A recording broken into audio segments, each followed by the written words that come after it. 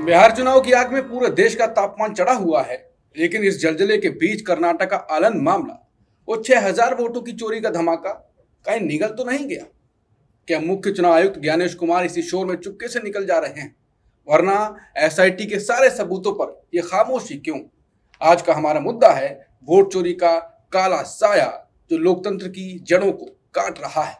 SIT ने पूरा खेल खोल दिया। सॉफ्टवेयर से फर्जी लॉगिन, कर्नाटक से बाहर के mobile numbers, local call centre, data centres का जाल, हर फर्जी एप्लीकेशन पर 80 रुपए का इनाम। पूर्व बीजेपी विधायक सुभाष गुडेट्टीदार के करीबियों पर 17 अक्टूबर को रेड यानी कि छापेमारी, 7 लैपटॉप मोबाइल जब्त किए गए, वोटर रिकॉर्ड जलाने के सबूत मिले, ऐसी बात आई। और क्या मोहम्मद अकरम मास्टरमाइंड है या किसी का हथियार बना? लेकिन एसआईटी अकेले क्या कर लेगी जब चुनाव आयोग की खामोशी चीख चीख कर बोल रही है? क्यों ज्ञानेश कुमार मौन है? क्यों चुनाव आयोग के सूत्र गायब हो गए हैं? सवाल उठ रहा है कि क्या बिहार के शोर में दबेगा ये स्कैंडल? मीडिया क्यों सो गया? और सुप्रीम कोर्ट ने 13 अक्टूबर को पीआईएल ठुकरा दी थी, जिसमें राहुल के आरोपों पर कोर्ट मॉनिटर्ड एसआईटी की डिमांड की गई थी और कहा था कि चुनाव आयोग के पास जाओ। तो क्या अब भी कोर्ट चुप्पी साधी रहेगा? और सबसे बड़ा सवाल, क्या चुनाव आयोग को जगाने का कोई जादुई पैंतरा है? ये सवाल सिर्फ सवाल नहीं, ये तो लोकतंत्र की सांसें हैं। तो चलिए आज के बेबाक मुकेश में हम इन्हें खंगालेंगे। नमस्कार, मैं हूं अंकुर और आप देख रहे हैं सत्येंद्र का धमाकेदार शो बेबाक मुकेश, जहां हम बेबाकी के सामने लाते हैं वो सच जिसे कोई छुपाना चाहता है। मुकेश सर, बिहार की हर खबर, 243 विधानसभा सीटों की बातचीत, पीएम मोदी ने ये कहा और बाकी बातें चल रही हैं, लेकिन ज्ञानेश कुमार किनारे से कल्टी मार के निकल रहे हैं। आलन विधानसभा का एसआईटी की जांच की रिपोर्ट आई, कोई चर्चा नहीं, खामोशी। देखिए, ज्ञानेश कुमार से अगर आप कोई अपेक्षा रखते हैं तो ये आपकी खुशफहमी है। ज्ञानेश कुमार पर्दे डालने का काम कर रहे हैं, वो सच्चाई सामने लाने के लिए तैयार नहीं। बार बार इतने सारे प्रेजेंटेशन कर दिए, पावर पॉइंट प्रेजेंटेशन कर दिए राहुल गांधी ने, किसी भी एक पर्दाफाश जो हुआ है उस पर कोई आगे कार्रवाई हुई क्या? क्या चुनाव आयोग ने कोई जांच बिठाई क्या? ये आलन वाली भी जांच चुनाव आयोग नहीं करवा रहा था, ये कर्नाटक सरकार ने एसआईटी बनवाई। 18 लेटर्स के कोई जवाब नहीं दिया चुनाव आयोग ने। बिल्कुल, एसआईटी ने लेटर्स लिखे लेकिन कोई जवाब नहीं मिला। और बल्कि सीआईडी ने, एसआईटी तो बाद में बनी, सीआईडी ने लेटर्स लिखे थे। चुनाव आयोग एड्रेस नहीं करेगा, ये हमें समझ लेना चाहिए बड़े अच्छे से।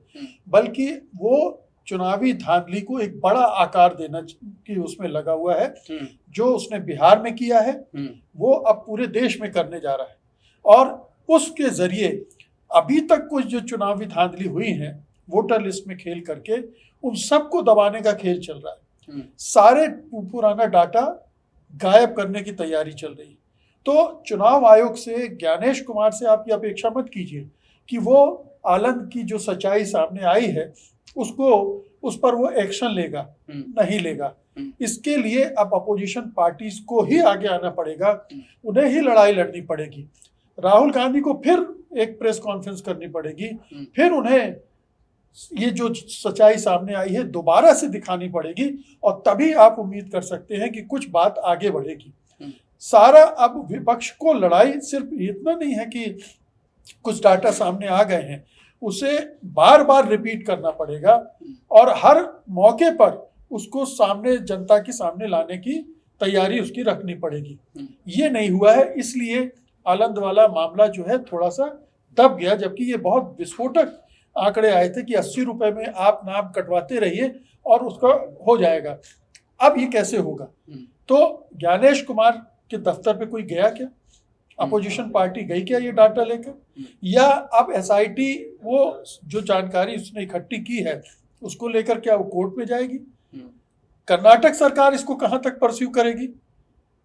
ये सारी चीजें अभी इस पूरे मामले से जुड़ी हुई है।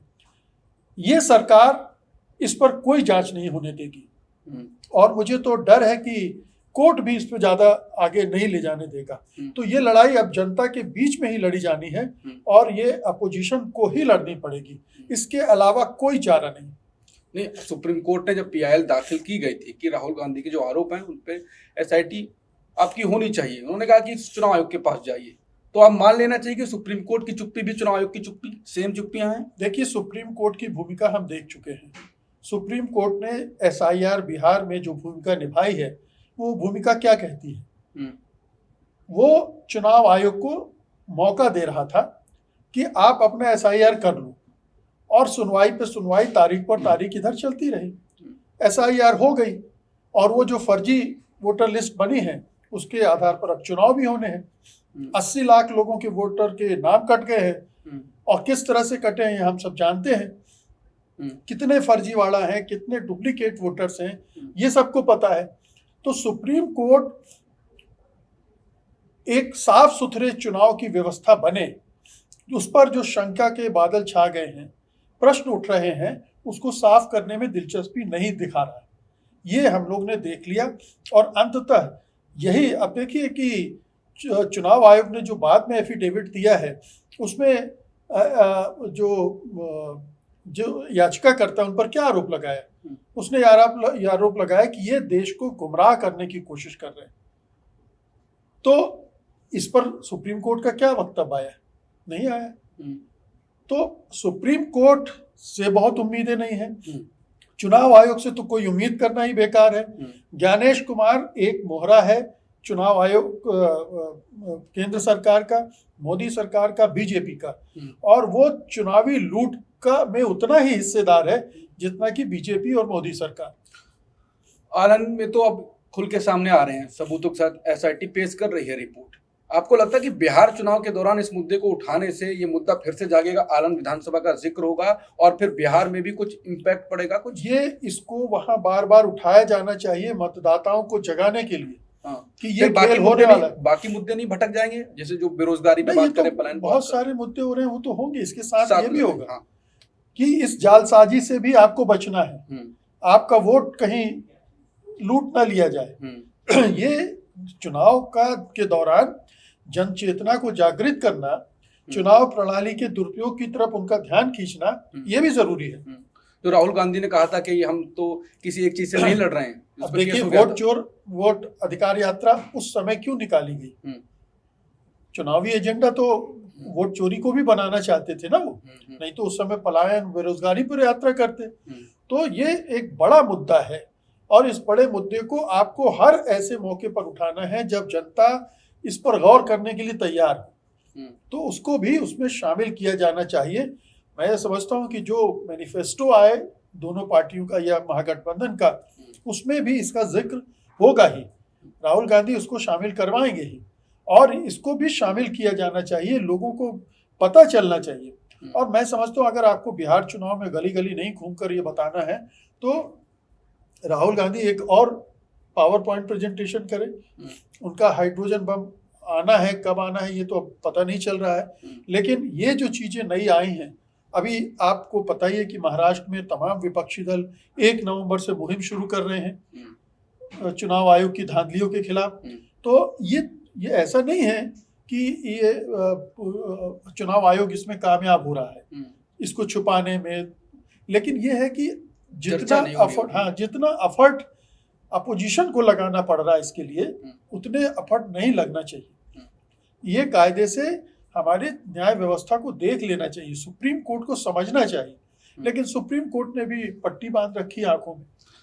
अभी बिहार चुनाव की बातचीत होती है तो जो भी चर्चा करता है, विशेषज्ञ हुए, कोई पत्रकार हुए, वो योजनाओं की बात करते हैं, महिला वोटर का बैंक की बात करते हैं, तेजस्वी यादव के बयान की बात करते हैं, पीएम मोदी की, सब उस तरीके की बातें हो रही है। जंगल राज की बात पीएम मोदी करते हैं, तेजस्वी यादव उसका जवाब देते हैं।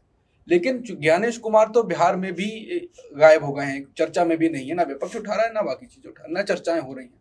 आपको लगता है कि ये मुद्दा एंड तक गायब रहेगा, और फिर जब नतीजे हैं उसके बाद इस पर चीख पुकार होगी, फिर जब सब कुछ हो जाएगा तो? ये हो सकता है, क्योंकि राजनीतिक दल अक्सर जो वोटर का मिजाज होता है, वो किन मुद्दों को लेकर उद्वेलित हो रहा है उस तरफ चले जाते हैं, क्योंकि उस समय की जरूरत वो होती है। तो ये मुमकिन है कि ये इशू बिहार चुनाव में थोड़ा डाइल्यूट हो जाए, लेकिन चुनाव नतीजे के बाद फिर शुरू हो जाएगा। तो ये तो होगा, ये लड़ाई एक चुनाव दो चुनाव की नहीं है। मुझे लगता है ये लंबी लड़ाई चलनी है, हर स्टेट्स में चलनी है, और जनता के बीच ही इसका समाधान भी निकलना है। जनता को ही तैयार करना होगा। ठीक है, चुनावी सुप्रीम कोर्ट और जो अदालती लड़ाई है वो भी साथ में चलती रहेगी, और जिन राज्यों में गैर बीजेपी सरकारें हैं वहाँ उनको वो इनिशिएटिव लेना चाहिए, वो तैयारी करें। जहाँ विपक्ष में वहाँ विपक्ष के रूप में उसकी जो भूमिका हो सकती है वो करें। लेकिन आज की तारीख में चुनाव आयोग से किसी तरह की अपेक्षा करना, ज्ञानेश कुमार से कोई अपेक्षा करना, ये हमारी खुशफहमी होगी। वो इस दिशा में कुछ भी नहीं करने वाले हैं। ये पिछले 11 साल का रिकॉर्ड और ख़ासतौर से पिछले 3 साल का रिकॉर्ड देखकर आप आसानी से समझ सकते हैं कि हर जगह वो ऑपरेशन कवरअप चला रहा है, इसके अलावा कुछ नहीं कर रहा है। बिना, आखिरी सवाल, बिना कुछ सही तरीके से जवाब दिए, बिना कुछ जांच बैठाए, अब पूरे देश भर में 10 राज्यों में एसआईआर की बातचीत चुनाव आयोग जल्दी ऐलान करने वाला है। बंगाल से आवाज उठ रही है, ममता बनर्जी ने अपने कदम उठाए हैं, इस पर आपको क्या कहना है कि इसी बीच? नहीं, ये तो दुर्भाग्यपूर्ण है कि सुप्रीम कोर्ट जब इन याचिकाओं पर सुनवाई कर रहा है तब पैरेलली चुनाव आयोग ये सब कर रहा है। ये मैं समझता हूँ कि ये सुप्रीम कोर्ट को इसका संज्ञान लेना चाहिए कि अभी तो हम इस पर सुनवाई कर रहे हैं, हम तय कर रहे हैं कि इस पूरी प्रोसेस में क्या गड़बड़ियां हैं, कैसे दुरुस्त हो सकती हैं, कैसे ये ज़्यादा कारगर हो सकती है, और आप पैरेलली शुरू कर रहे हो एसआईआर। तो ये आपत्तिजनक है, घोर आपत्तिजनक है। लेकिन सुप्रीम कोर्ट भी आप देख ही रहे हैं कि किस तरह से काम कर रहा है, तो सुप्रीम कोर्ट से भी क्या अपेक्षा की जाए। तो यह है तो दुखद है और क्षोभजनक भी है, लेकिन इस समय इस निज़ाम में यही सब हो रहा है जहां एक बेबसी है। बिल्कुल, जब लोकतंत्र में ऐसी संवैधानिक संस्थाओं के बारे में इस प्रकार से कहना पड़ जाए तो कितना दुख और शर्मनाक बात है कि संवैधानिक संस्थाओं के बारे में मुकेश जी ये बात करें, ज़्यादातर लोगों के मन में यही, सुप्रीम कोर्ट के बारे में, चुनाव आयोग के बारे में। कुल मिलाकर ज्ञानेश कुमार अभी साइड से कल्टी तो मार रहे हैं, लेकिन बिहार में राहुल गांधी उठाएंगे बाकी तरीके, नतीजे के बाद कुछ हंगामा होगा, क्योंकि लगातार वो एसआईआर 10 राज्यों में फिर करा देंगे और फिर ऐसा होता रहेगा। तो इसका एक समाधान की जरूरत तो है, लेकिन वो ये कि जनता की अदालत में होगा। तो जनता पे अब नजर रहेगी ये मुद्दा कितना बड़ा बनता है या ये भी गायब हो जाएगा। जो भी होगा हम आपके सामने लाते रहेंगे, हम चर्चा करते रहेंगे। तब तक लिए नमस्कार।